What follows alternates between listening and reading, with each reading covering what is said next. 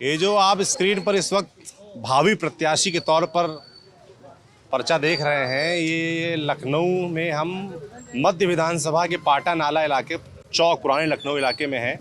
और यहाँ हमने चिकनकारी का काम देखा, फिर हमारी नज़र इस पोस्टर पर पड़ी। भावी प्रत्याशी के तौर पर MIM के प्रत्याशी सलमान सिद्दीकी अपने आप को क्लेम कर रहे हैं। ये पोस्टर लगे हुए हैं, तो यहाँ जो लोग हमने कहा उनसे पूछें। शुरुआत इसी से करें कि पुराने लखनऊ में मध्य विधानसभा की अगर बात करें तो यहाँ पर ब्रजेश पाठक इस समय BJP से हैं, वो विधायक हैं। क्या माहौल है MIM को लेकर, क्या माहौल है चुनाव को लेकर, समझते हैं यहाँ के लोगों से। क्या नाम है आपका? मेरा नाम मोहम्मद अबुल कासिम। अच्छा, यहीं के रहने वाले हैं? मध्य यहीं के रहने वाले हैं, पाटा नाला इलाके, पाटा नाला चौक। ये जो बड़ा पोस्टर यहाँ दिख रहे हैं आपके इलाके में, ओवैसी साहब की पार्टी के भावी प्रत्याशी सलमान सिद्दीकी, क्या ओवैसी साहब को लेकर क्या सोच रहे हैं आप लोग? देखिए, ओवैसी साहब को लेकर सोचा ये जा रहा है कि देखिए हालात हम लोग को देखा जाएगा कि इनका क्या असर है यहाँ पर है, और इससे कुछ फ़ायदा होगा, सीट जीतेगी नहीं जीतेगी, इसलिए उसी हिसाब से देखा जाएगा। लेकिन अभी इस वक्त किसी का कोई बहुत ज़्यादा जोर नहीं है। जोर किसी का नहीं, कोई यहाँ पर कोई जोर नहीं है। आप इस वक्त पुराने लखनऊ के आप दरिया टोला पाटा नाला इलाका है ये। आप लोग कैसे आकलन कैसे करते हैं? ऐसे आप कह रहे हैं कि हम तौलेंगे भाई कि जीत रहे हैं हार रहे हैं, ये आकलन होता नहीं, देखिए अभी उनकी जीत का कोई आसार नहीं है। करते कैसे हैं आकलन, होता कैसे, पता आइडिया कैसे? देखिए यहाँ पर आइडिया हम लोग का तो हम लोग मिलते जुलते हैं, आपस के लोग हैं, ये आते जाते हैं, जो इस इलाके के लोग बैठते हैं, कुछ बातचीत होती है, और हमारे सब ये साथ के लोग हैं, ये सब इसी तरह की बातचीत, वो बहुत ज़्यादा पॉलिटिकल नहीं है, लेकिन हम लोग आम तौर से अपने कामकाज करते हैं। लेकिन थोड़ी नज़र करते हैं आप? हमारे पत्रकारिता है, उर्दू पत्रकारिता है मेरी। जी जी, उर्दू पत्रकारिता मतलब अखबार वगैरह निकालते हैं? जी, उर्दू पत्रकारिता में मैं यहाँ हूँ कम से कम 25 साल से। तो अखबार हम अखबार में, उर्दू अखबार में काम करते हैं। तो हमारे दैनिक आग, ये उर्दू का आग है, अवधनामा है, सहाफ़त है, ये सब काम कर चुके हैं।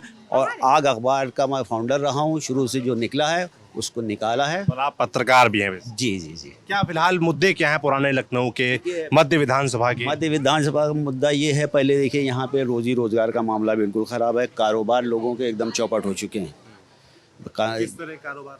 जी, यहाँ ज़्यादातर हैंडीक्राफ्ट वगैरह और छोटे काम, ये मेहनत मजदूरी वाले। हाँ, चिकनकारी यहाँ का ख़ास है, और चिकनकारी और जरीदोज़ी का काम है, जो कि यहाँ का असल काम था, हाथ का हैंडीक्राफ्ट है, लेकिन वो बिल्कुल ख़त्म हो चुका। और देखिए ये हमारे जरीदोज़ी होने का कारण क्या है? कारण जो है हमारे, आप कुछ थोड़ी सी रोशनी डालेंगे, हमारे उमर अली भाई हैं, इनका कारखाना भी है जरीदोज़ी का। और ये इस वक्त इसकी, ये हमारे ख्याल से 4-5 साल से इसकी डाउन हो गया है। और बीजेपी क्या मानते हैं, क्यों डाउन? ये देखिए, वही जो जैसे हमारी सरकार BJP आई है, उस तारीख से इन्हीं ने एक्सपोर्ट बाहर का बंद कर दिया है।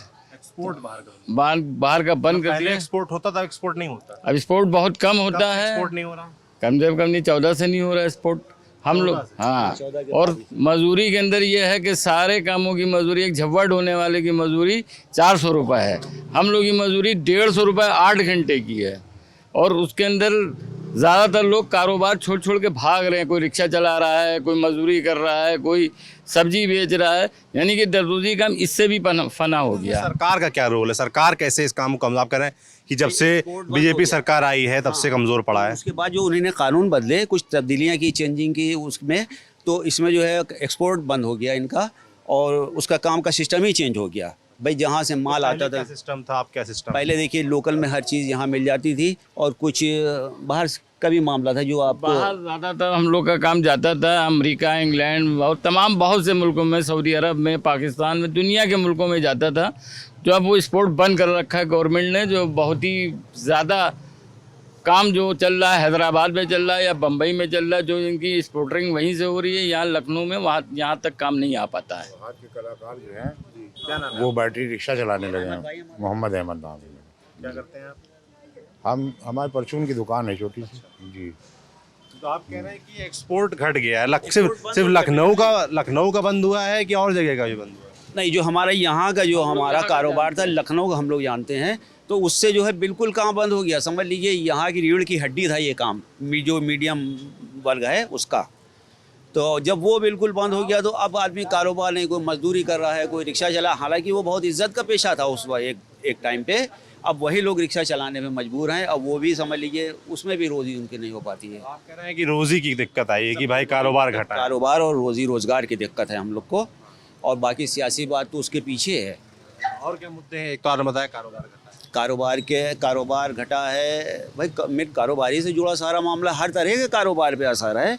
और बस ये आपका समझ लीजिए जो डिजिटल या इलेक्ट्रॉनिक टाइप का जो वर्क है ये चल रहा है, और इसमें लोग लगे हुए हैं। और जो हाथ वाला मेहनत का या कारीगरी का जो फैंसी काम होता है, ये सारे काम बंद हैं।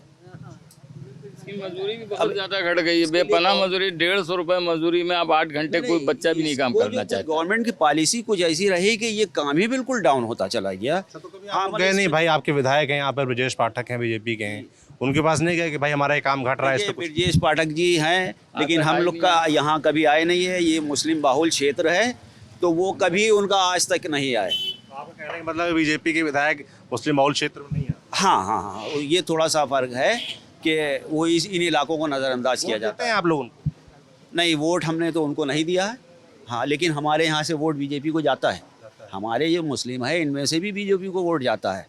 हाँ, और कुछ लोग हमारे यहाँ लोग मुस्लिम है, वो क्या देखकर वोट देता है? क्या किस चीज़ को देखकर, क्या चुनाव, किस तरीके से चुनाव करता है?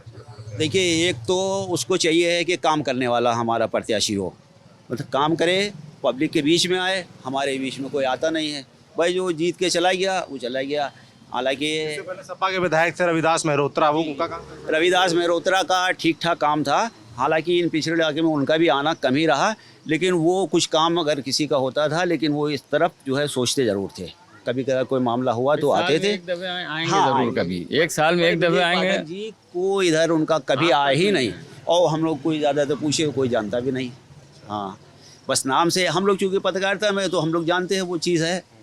तो ये एक मामला है कि हमारे साथ जुड़े भाई, थोड़ा सा मामला है कि बीजेपी से।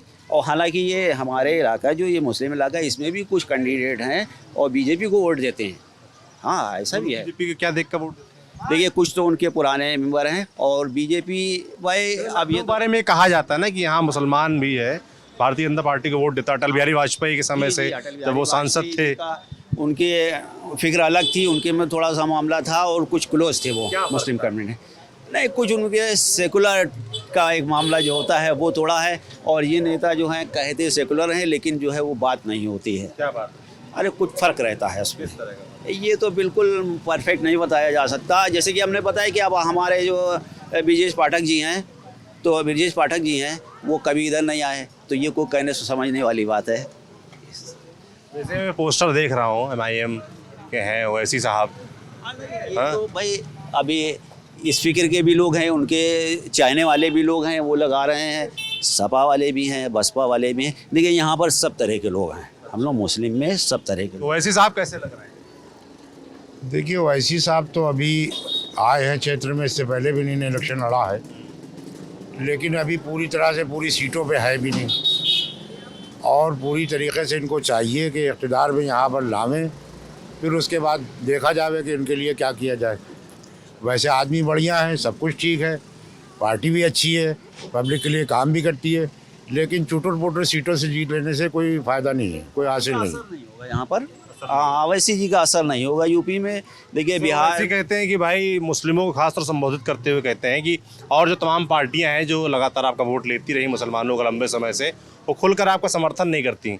ओवैसी लगातार ये अपनी रैलियों में कहते घूम रहे हैं। ये अगर आज जिस पोजीशन में अगर 2-4 सीटें जीत के आएंगे तो ये भी कुछ नहीं कर सकते यहाँ पर।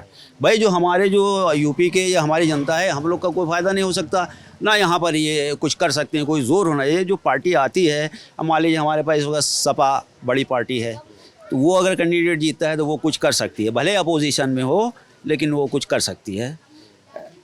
और इनका जो है जी सपा कर सकती है। ओवैसी तो लगातार ये आरोप लगाते हैं सपा पर कि भाई ये मुसलमानों के लिए खुलकर बोलते नहीं हैं।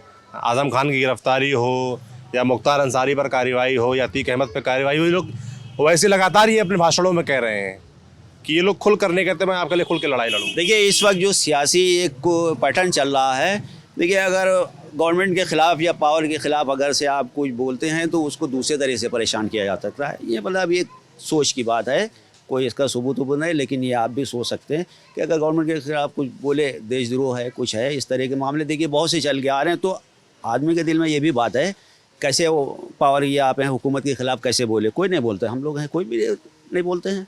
अब ये है कि अगर मान लीजिए हमको परेशानी है, दिक्कत है, कोई सुनवाई नहीं है, तो उसके लिए जो है इलेक्शन ही एक हल है कि उस वक्त आदमी जो पब्लिक खामोश रहती है, वोटर खामोश रहता है। अब देखिए 2-3 दफ़ा से हो रहा है ये कि खामोश वोटर का जो है जो रवैया है वो असरअंदाज हो रहा है। पब्लिक आपको देखिए किसी पार्टी का बहुत सपोर्ट आपको दिखेगा, लेकिन जब वो इलेक्शन रिज़ल्ट आता है तो वो बिल्कुल डाउन हो जाती है। कई जगह ऐसा हुआ है। ठीक है, अवैसी जी आप बता रहे हैं बहुत बोलना है, लेकिन अवैसी जी का अभी यहाँ पे इतना वो बोलने में शो चाहे इतना हो, लेकिन उतना जो है अभी यहाँ पे उनकी ज़मीन मजबूत नहीं है। हाँ, क्योंकि यहाँ हम लोग ये सोचते हैं कि देखिए बिहार का हम लोग ने मामला देखा, अवैसी आए जो भी है, चाहे बहुत शोर था लेकिन कहाँ कुछ हुआ, उनकी पार्टी जीती भी तो कुछ कर नहीं सकती है।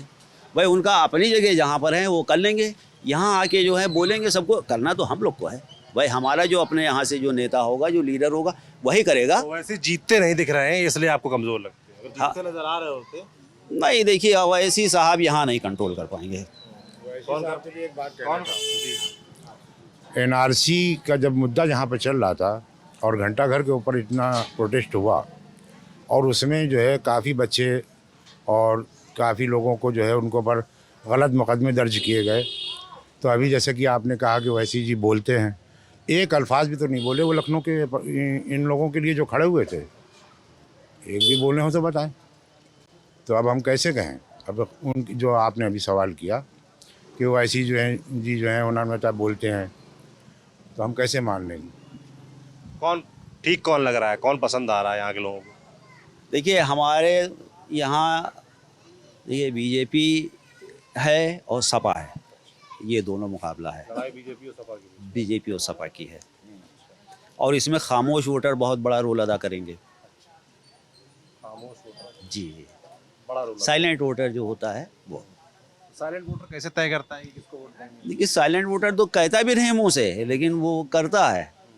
भाई वो कहे ये भी नहीं कहता, वो तो जब वोट डालता है, कुछ साइलेंट वोटर तो वही है जो आपको पता भी नहीं चलेगा और वोटिंग हो जाएगी, दिखेगा कुछ आपको, पिक्चर में कुछ और दिखेगा और रिजल्ट कुछ और आता है। जैसे कि एक ये भी परसेप्शन बनाया जाता है कि मुसलमान उसी को वोट देता है जो भारतीय जनता पार्टी को हराती नजर आ रही है, कैसा है? नहीं ऐसा थोड़ा बहुत है, लेकिन हर जगह नहीं है ऐसी ये बात। देखिए बीजेपी से भी अगर कोई सेकुलर टाइप का अगर कोई भी खड़ा होता है तो मुस्लिम उसको भी सपोर्ट करता है, जहाँ पर वो गुंजाइश है उसकी। बहुत जगह आपने देखा होगा, कई जगह मुस्लिम उसने बीजेपी को सपोर्ट किया, मुस्लिम ने बहुत ज़्यादा सपोर्ट किया। एकदम बाइकाट नहीं है बीजेपी का कोई भी। और अटल अगर कोई अच्छा आदमी आता है तो बीजेपी को भी लोग देते हैं, हम लोग भी दे सकते हैं, देते हैं। ऐसी इसमें बीजेपी और दूसरी पार्टी से कोई इतना ज़्यादा फ़र्क नहीं रखते। लेकिन अच्छा अगर आदमी है, पाठक साहब आए यहाँ से जीते, लेकिन पाठक साहब ने 5 साल में एक दफ़े भी यहाँ का सर्वे नहीं किया। जो आदमी को थोड़ा सा, अब पाठक से अच्छा आदमी आएगा कोई तो उसको भी वोट दिया जाएगा। जो हम लोग का सपोर्टर, हम लोग हमदर्द होगा, उसको वोट दिया जाएगा। देखिए पाठक जी हैं, अगर वो आते कोई भी टाइम में अगर देखते जागते तो हम लोग की और उनके हमदर्दी और बढ़ती उनसे।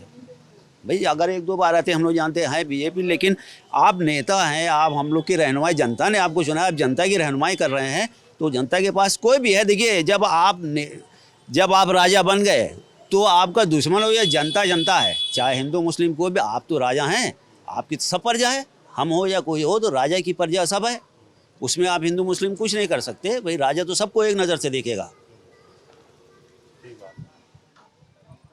उनको आप बुला रहे हैं, क्या नाम है आपका? सिद्दीक हसन, सिद्दीक एलियस मुनैया। अच्छा, क्या करते हैं आप? तंबाकू का कारोबार है, तम्बाकू का कारोबार है। हमारे लखनऊ यहीं पे? यहीं लखनऊ पे। कहाँ कहाँ बेचते तम्बाकू? हमारा तो ऑल ओवर इंडिया है। इंडिया है? जी। ये पोस्टर मैंने यहाँ देखे लगे ओवैसी साहब के, तो हमने कहा भाई पूछें कि कितना असर है इनका यहाँ पर, जीत रहे हैं लोग, वोट मिलेगा इनको यहाँ पर? अब कुछ कहा नहीं जा सकता, देने वाले देंगे, नहीं देने वाले नहीं देंगे। भाई पहली बार एक इंसान आ रहा है, क्या सोच के देगा अभी तो ऊपर ही वाला जानता है। भाई जो यहाँ पे लोग कर रहे हैं काफ़ी टाइम से, जो लोग लड़ रहे हैं, जिन लोगों ने सरकार बनाई रहे यहाँ पे, तो पहले तो वो लोग हैं, तो बात की चीज़ है। ये है लखनऊ का पाटा नाला इलाका, मध्य विधानसभा क्षेत्र का। ओवैसी के बारे में लोग क्या सोच रहे हैं आपने सुना। आपकी जो भी राय हो हमें कमेंट बॉक्स में लिखकर ज़रूर बताएं। देखते रहिए दी ललन टॉप। शुक्रिया।